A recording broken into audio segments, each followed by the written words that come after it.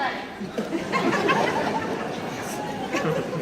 I am here prepared to guide you all at making that peanut butter, but since Waverly is a nut-free campus, I'll try to give him some advice for life. Life is not about getting the A. Being good at taking tests doesn't make you more of a person. It makes you stand on a stage in front of thousands of people to give a speech you wrote the day it was due. The main component of life is happiness. Happiness is obtained from the people you love and the things you like. Obtaining knowledge and studying well is the only thing school emphasizes, but that's not the main point.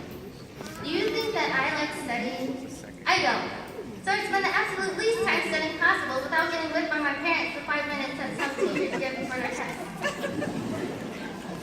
I am not the intellectual Asian student who studies because it's fun. I started all of my essays for school the day before they were due. I also started reading the book for my book report the day before I wrote the book report the day before it was due. It's the unemphasized part of school that has made me a better person. There were many things that I've experienced this year.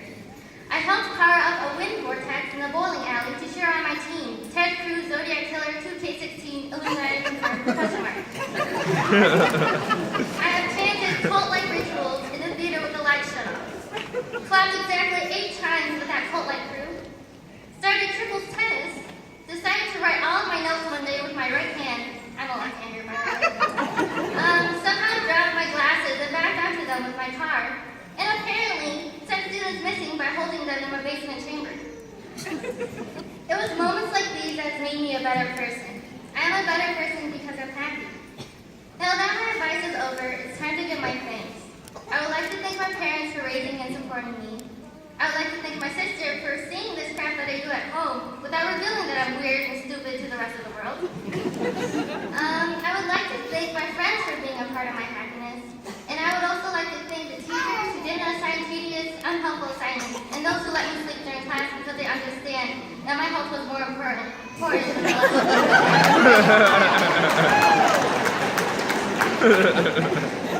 On that note, I would like to give a million thanks to Google for giving me a million answers for those worthless.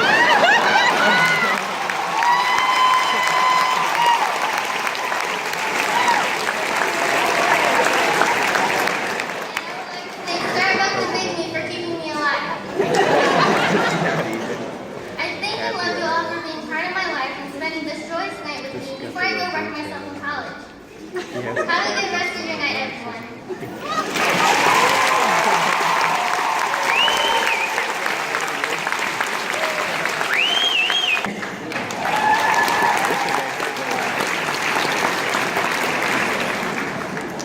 Good evening. I believe we've reached a point in society where the simple acknowledgement of cliches and graduation speeches is now inherently cliche itself. So I'll just tell it to you straight. See which way is actually preferable. In music, inspiration is simple. You can build a nice ascending melody, add some major chords, and top it off with a crescendo. In a visual piece of art, well, if you like, instead of doing anything about it, there should be a growth of light, a warm color, something akin to a sunrise. In a story, you need your character to have unfavorable odds. They might not have the natural talent. They might have suffered some form of injury, or the very challenge itself is viewed as impossible. It's sheer determination that drives them to complete the task. In movies, all 3 of these aspects come together with an absolutely absurd amount of coordination. Every note, color, word, facial expression, etc. is in synchronization with each other. And even if the individual components have grown boring, the collective feeling never gets old. Today, I don't have the music. I don't have the lighting. I don't even have that great a story to tell. I have to inspire with my voice alone. And that's the case for everyone in our daily lives. We only have our conscience to create the motivation that we need to achieve success. Sure, we can listen to a song, we can watch a movie, but those are temporary fixes, either reflections on what we've already done or distractions from what we actually should be doing. I'm positive at some point in our high school career, we have all felt drained of our inspiration. For me, it was every day at 6:30 in the morning. But somehow, most every day, I drag myself out of bed and into the shower. Talk about the odds stacked against me. And if we all have been able to do that since well before high school, then I think there's truly nothing that I can rule out as spiritually impossible. Today is our award for the inspiration we mustered over the past 4 years. The will to wake up, to complete the math homework every single day, to start an essay as late as we may be doing so, and to hold our tongues when it's unfavorable too. You might think that this award is nowhere close to what you deserve. I probably agree with you, but this is all we have, so enjoy as much as you possibly can. Throw your caps as high as possible. Smile until your face physically hurts. Thank your families and everyone who helped you get here, but above all else, thank yourselves. You are the ones who both built up and sustained the necessary motivation. Know that when times are bleak, you don't need to look towards the creativity of others for your success. If high school has taught us nothing else, it has shown us the value of absolute persistence. Thank you.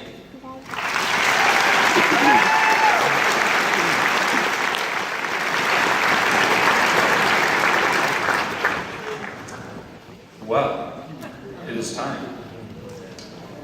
Superintendent Burkhart, I present to you the Waverly High School class of 2016. As principal of Waverly High School, I verify that those receiving diplomas today have completed all academic requirements set forth by the Waverly Community Schools Board of Education and the State of Michigan. Thank you, Mr. Hawk. It is with great pride, excellence, and tradition that I accept this class. Angel Hay, as class president and valedictorians, please lead the class of 2016 to receive your diplomas.